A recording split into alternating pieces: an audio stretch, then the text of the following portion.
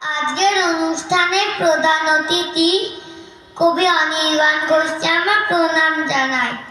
কবিকে শ্রদ্ধা জানিয়ে আজকের আমার নিবেদন তারই লেখা কবিতা ভ্রমণ।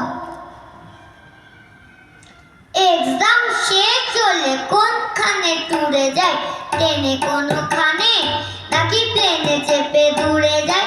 বাবা বলে চলো কৌশানি আলমোড়াতে, সবুজ পাহাড় পাবে মজা হবে ঘোরাতে।